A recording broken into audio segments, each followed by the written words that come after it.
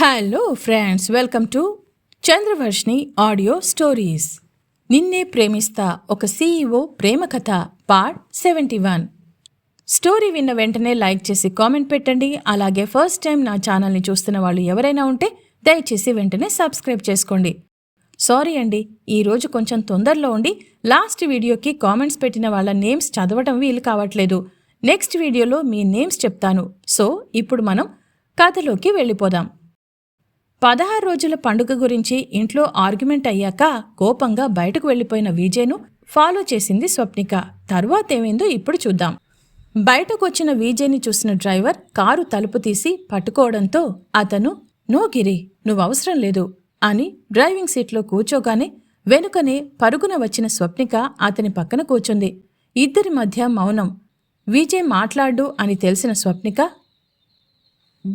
"Vijay, please calm down" అతని చేయిపై చేయి వేసింది స్వప్నిక. దాంతో షార్ప్గా చూసిన విజయ్, "డోంట్ టచ్ మీ" అని సీరియస్గా అన్నాడు. స్వప్నికకు అతని బిహేవింగ్లో తప్పు లేదనిపించింది. ప్రతిసారి విజయ్ అతని ఫ్యామిలీ ముందు నన్ను సపోర్ట్ చేస్తూనే వచ్చాడు. లైఫ్లో నా చేయి వదలనని నాకే కాదు, ఫ్యామిలీ మొత్తానికే చెప్పేశాడు. అలాంటప్పుడు నేను ఎందుకిలా భయపడుతున్నాను? విజయ్ అంత సపోర్ట్ చేసినా కూడా అతని ఫ్యామిలీ ముందు విజయ్నే నేను దోషిలాగా నిలబెడుతున్నాను. నేను తప్పుగా బిహేవ్ చేస్తున్నాను. అసలు ఇది నేను కాదు. ఇంతకు ముందు స్వప్నికలా మారాలి నేను. మారాలి అంటే అని మనసులో అనుకుంది స్వప్నిక. తను విజయ్ ముందు పూర్తిగా ఓపెన్ కావాలి. ఇంతకుముందు స్వప్నిక ప్రతిదానికి క్రిస్టల్ క్లియర్గా ఉండేది. కానీ ఎప్పుడైతే విజయ్ గురించి ఆ అన్నోన్ పర్సన్ గాడో ఆమెకు ఆ పనప్పజెప్పాడో అప్పట్నుండి సిన్సియర్గా ఉండే స్వప్నికలో తప్పు చేస్తున్నాను అనే ఒక గిల్టీ ఫీలింగ్ మొదలైంది. ఆమె ముఖంలో మారుతున్న ఫీలింగ్స్ని మధ్య మధ్యలో వ్యూ మిర్రర్ నుంచి గమనిస్తున్న విజయ్, ఇప్పుడు తింగర్ దాని తిక్క కుదురుతుంది. అరే, ఎన్నిసార్లు చెప్పినా నా మాట పట్టించుకోవడం లేదు. అప్పుడే ధైర్యంగా చేయి పట్టుకుంటుంది, మళ్ళీ అప్పుడే భయంగా దూరం అవుతుంది. దీనికిదే అసలైన మందు. కోపంగా ఉంటేగాని పనయ్యేలా లేదు. ఎన్నిసార్లు అందరి ముందు సపోర్ట్ చేయాలి అని మనసులో అనుకున్న విజయ్ సడన్గా కారు ఆపేశాడు. ఏదో ఆలోచనల్లో ఉన్న స్వప్నిక ఉలిక్కిపడి చూడగా ఎదురుగా ఆఫీస్ రావడంతో గేట్ కీపర్ పరుగున వచ్చి ఆ కార్ డోర్ ఓపెన్ చేయగానే దిగిన ఆ ఇద్దరికీ ఎదురుగా కాశీ వచ్చి లోపలికి తీసుకెళ్లడానికి వచ్చాడు. స్వప్నిక ఎన్నో యుగాల తర్వాత తన గమ్యానికి చేరుకున్నట్టు అనిపించి ఒక్కసారి ఆ ఏరియానంతా హ్యాపీగా చూస్తూ ఉండిపోయింది. అది గమనించిన విజయ్ స్వప్నిక వర్క్ పట్ల ఎంత సిన్సియరో అందుకే ఇప్పుడు ఇంత ఇబ్బంది పడుతుంది అనుకున్నాడు. గబగబా ఇద్దరూ ఎవరి రూంలోకి వాళ్లు వెళ్ళిపోగా విజయ్ రూంలోకి వచ్చిన కాశీ, "బాస్, మల్లిక మేడం ఈరోజు ఫస్ట్ స్టాఫ్తో మీటింగ్, తర్వాత బోర్డ్ మెంబర్స్తో అరేంజ్ చేయమని చెప్పారు" అని అన్నాడు. "ఓకే, బట్ ఫస్ట్ బోర్డ్ మెంబర్స్తో మీటింగ్ అరేంజ్ చేయి, తరువాత స్టాఫ్తో పెట్టించు" అని అన్నాడు Vijay. "Boss, first board members అంటే" అని నీళ్లు నమిలాడు కాశీ. "బోర్డ్ మెంబర్స్ అంటే ఒక్కొక్కరు ఒక్కొక్క దగ్గర ఉంటారు. వాళ్ళందరూ ఈ టైంకి గ్యాదర్ అవ్వాలి అంటే చాలా కష్టం. అలాంటిది బాస్ అలా చెప్పాడేంటని ఆలోచిస్తున్న కాశీ వైపు మరొకసారి తలెత్తి చూసిన విజయ్, "చూడు, ఇక్కడికెవరూ రావాల్సిన అవసరం లేదు. 1 గంటలో వీడియో కాన్ఫరెన్స్ అని గ్రూప్లో మెసేజ్ పెట్టాయి" అని ఎవరికో ఫోన్ చేశాడు విజయ్. అతని షార్ప్నెస్కి మళ్లీ ఫిదా అయిపోయిన కాశీ, "ఓకే బాస్" అని అక్కడ్నుంచి వెళ్ళిపోయాడు.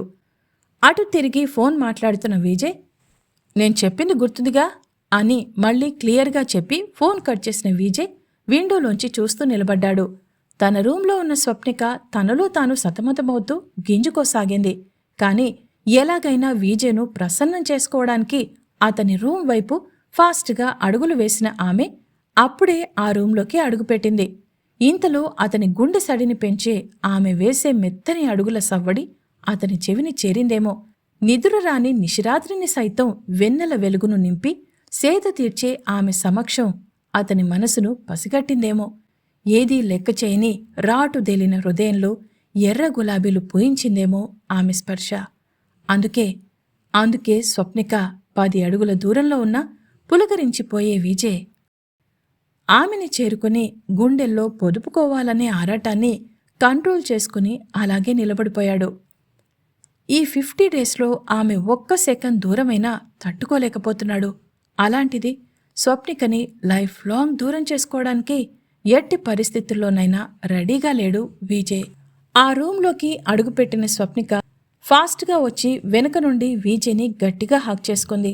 ఆ ఫోర్స్కి ఒక 2 అడుగులు ముందుకు వేసి కిటికీని పట్టుకున్నాడు విజయ్. అతని నుండి ఎలాంటి రియాక్షన్ లేకపోవడంతో స్వప్నిక గుండె వేగం పెరగడం అతని వీపుపై ఆమె స్పర్శతో తెలుస్తూనే ఉంది.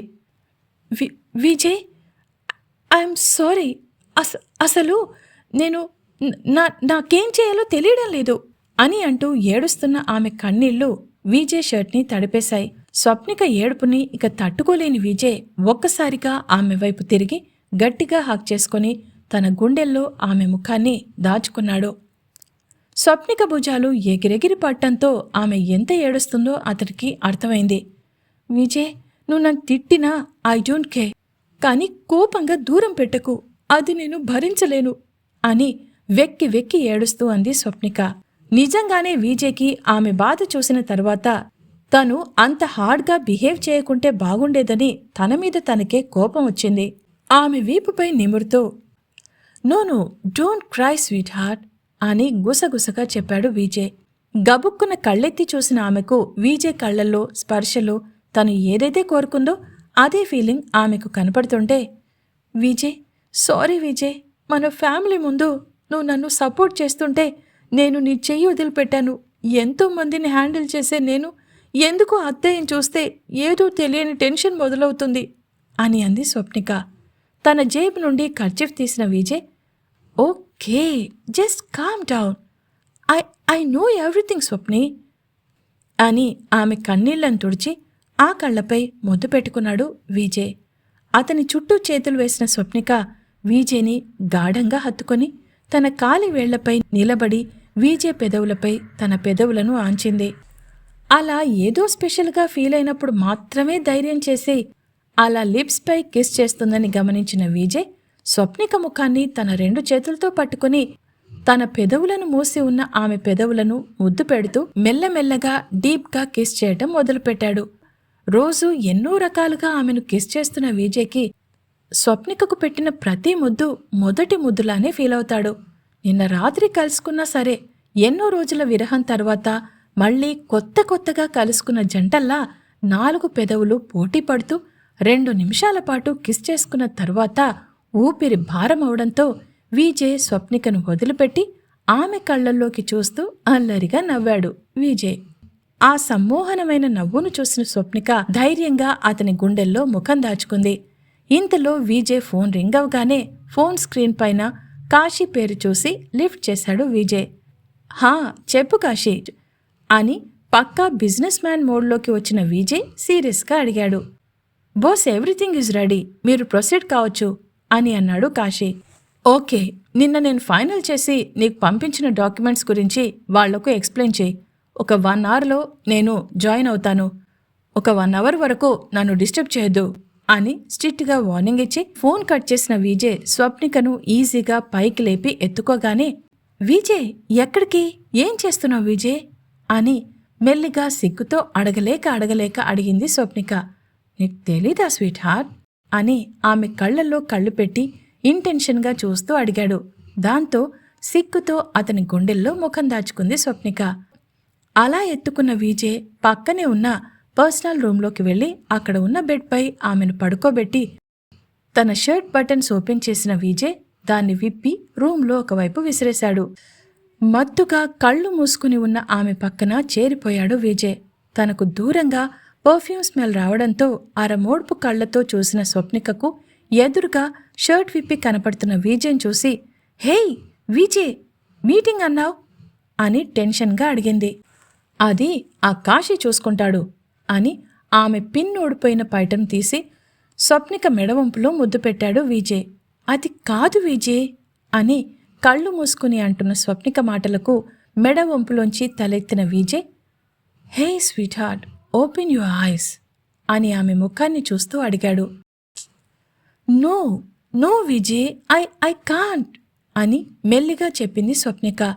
ఆమె నున్నని బుగ్గల మీద మెత్తగా సుతిమెత్తగా ముద్దు పెట్టిన విజయ్, నేను నీకు ఐ లవ్ యూ చెప్పినప్పుడు నా కళ్ళల్లో ఏదో కనిపించడం లేదని వెతికావు, మరిప్పుడు అది ఉందో లేదో చూడవా అని హస్కీగా అడుగుతున్న అతని గొంతులో వినిపిస్తున్న ఒక విధమైన జీరా, పెయిన్, దర్ద్ గుర్తుపట్టిన స్వప్నిక ఠక్కన కళ్ళు తెరిచి చూసింది.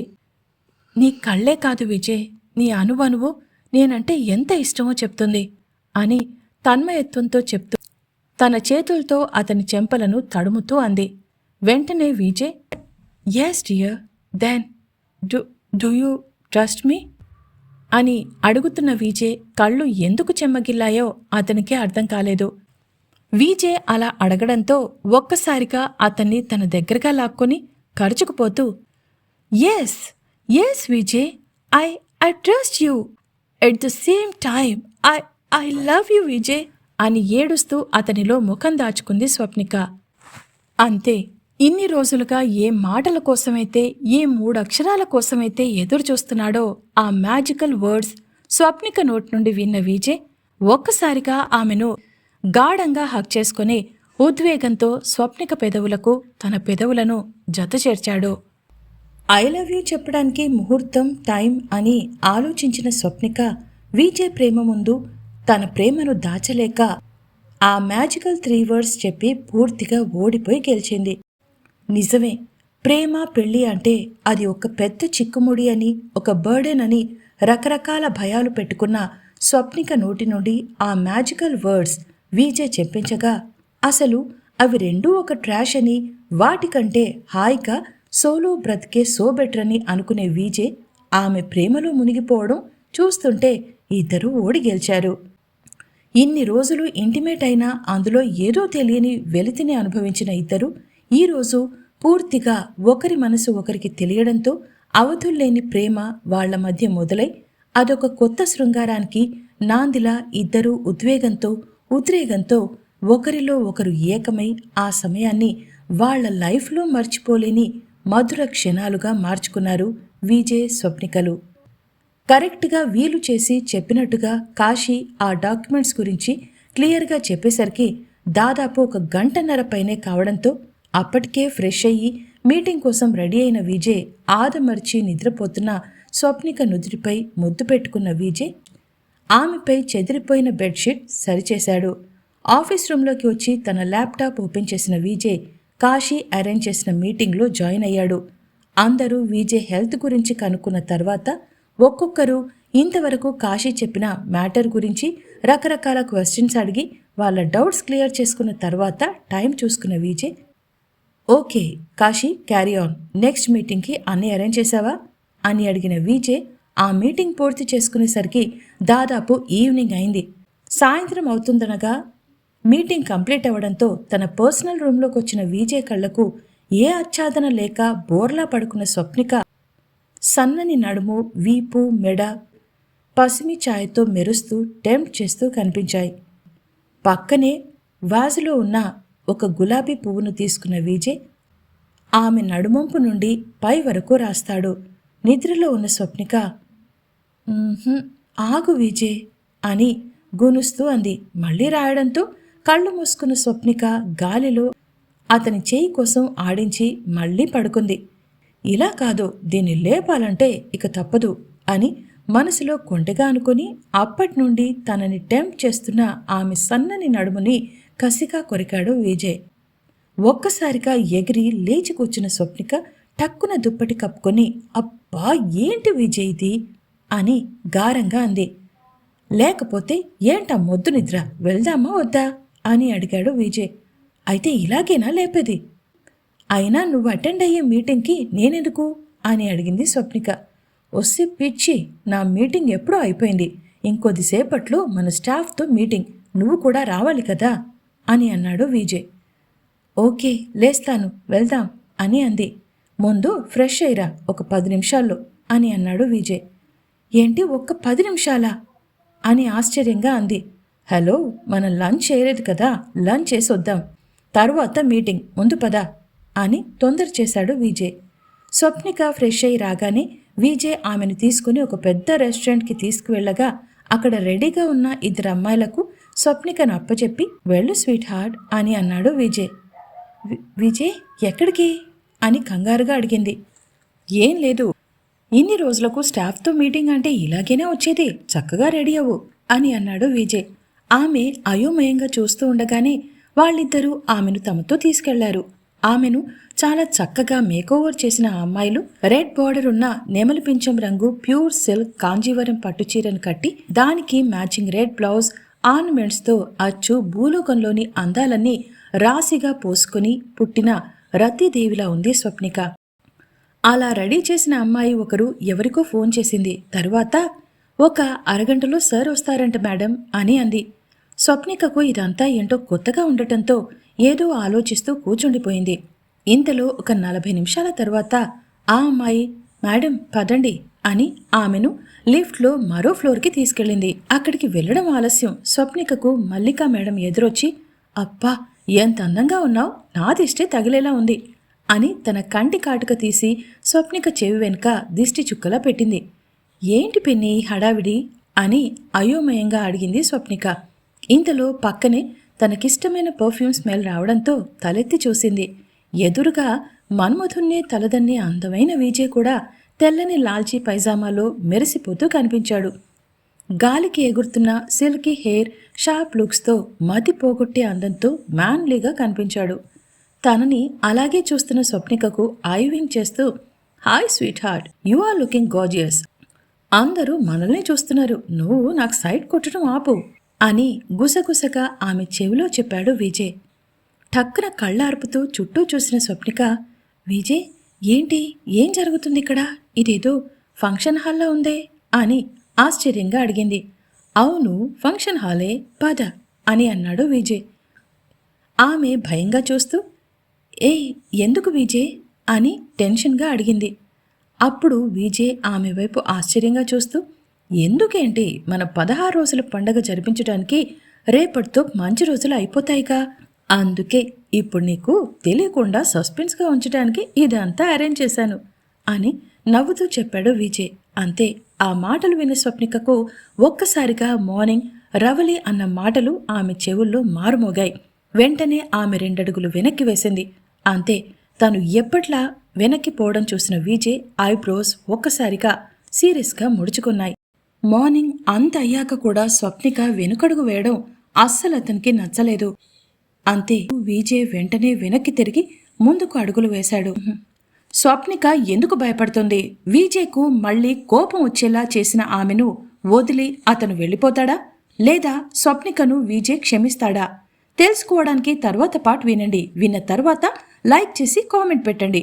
ఫస్ట్ టైం నా ఛానల్ని చూస్తున్న వాళ్ళు ఎవరైనా ఉంటే దయచేసి వెంటనే సబ్స్క్రైబ్ చేసుకోండి.